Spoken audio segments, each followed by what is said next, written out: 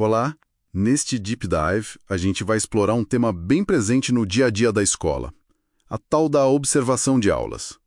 O que motivou a nossa conversa foi uma análise bem interessante de uma questão de prova para professores aqui de São Paulo, sabe? E ela se baseia nas ideias do pesquisador Pedro Reis. Uhum. A questão que não quer calar é, essa prática que é super comum, ela é mesmo uma alavanca para o desenvolvimento pedagógico?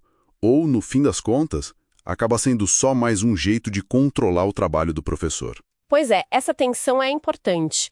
A fonte que a gente está olhando, essa correção comentada da prova PSS Professor SP 2025, ela destaca justamente isso. O Pedro Reis, isso já lá em 2011, ele apontava, o potencial enorme da observação. Certo. Tipo como uma ferramenta de reflexão, de feedback que constrói, sabe? De crescimento mesmo para o professor. Mas, ao mesmo tempo, ele criticava como, na prática, muitas vezes ela vira só uma coisa de fiscalização. Entendi. Então, a nossa missão aqui hoje é tentar desemaranhar um pouco essa diferença. Por que distinguir entre observar para formar e observar para controlar é tão crucial assim? O que está em jogo quando a gente diz, olha, observação é diferente de inspeção? Vamos começar, então, pelo lado mais, digamos, positivo, né? O potencial formativo. Imagina a observação como um espaço seguro, um lugar para o professor se ver em ação, talvez com a ajuda de um colega, um coordenador. Sim, um apoio. Isso, um apoio, um momento para pensar o que funcionou, o que pode melhorar, tentar coisas novas, receber um olhar de fora, mas um olhar parceiro, focado em ajudar o desenvolvimento contínuo. Seria, então, um estímulo real para colaborar, para qualificar mesmo, uma via de mão dupla, onde quem observa também aprende. Exatamente. Mas, pelo que a análise da questão indica, e ecoando o Reis, parece que esse ideal muitas vezes fica só no discurso, né?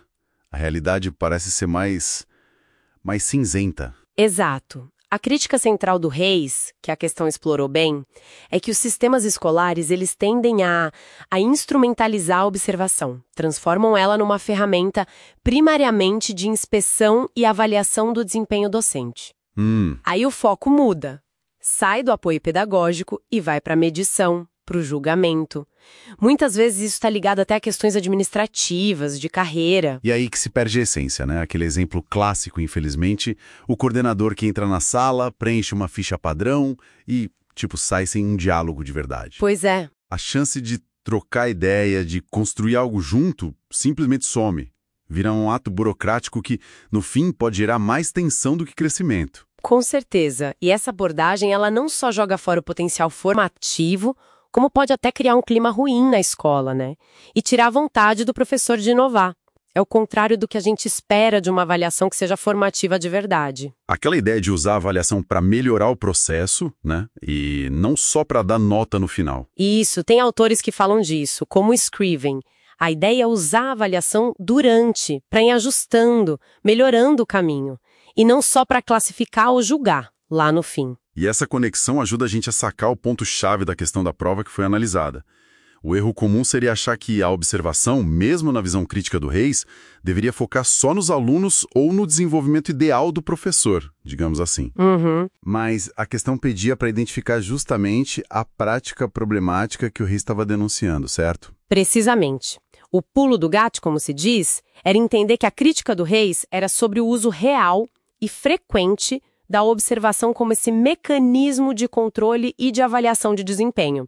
Por isso que a alternativa correta era aquela que apontava para a inspeção e avaliação do desempenho docente. Entendi. As outras opções, elas até representavam objetivos pedagógicos válidos, desejáveis e tudo mais, só que elas não pegavam a essência da crítica que ele fazia.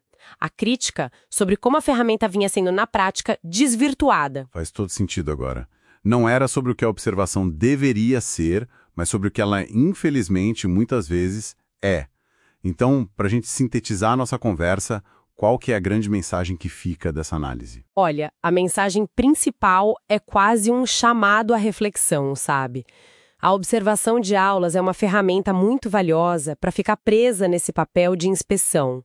O poder real dela está na capacidade de gerar reflexão, diálogo pedagógico e o aprimoramento coletivo das práticas na escola. É sobre construir uma cultura de desenvolvimento, então. Isso, de desenvolvimento profissional, não de vigilância. Perfeito. Então, só para a gente fixar as ideias-chave. Primeiro, a observação tem um potencial formativo gigante. Uhum. Mas segundo, a aplicação comum dela ainda é frequentemente limitada à inspeção e à avaliação de desempenho. Exato, e essa é a prática que o Pedro Reis criticava. E terceiro, ao reduzir a isso, a gente perde a chance de ouro para a reflexão do professor, para o feedback que ajuda a crescer e, no fim, para um desenvolvimento profissional mais real, mais eficaz. Exatamente isso. Perde-se a oportunidade de um crescimento mútuo, na verdade. E para a gente fechar, fica aqui uma provocação no ar, algo para continuar pensando. Se a gente reconhece essa distância entre o ideal, que é formar, e a realidade, que muitas vezes é inspecionar, como é que a gente pode, na prática mesmo, redesenhar os processos de observação nas escolas? Boa pergunta. Que passos concretos poderiam transformar a observação? Deixar de ser um foco de tensão e virar um motor de parceria e crescimento pedagógico para todo mundo. Fica aí a reflexão.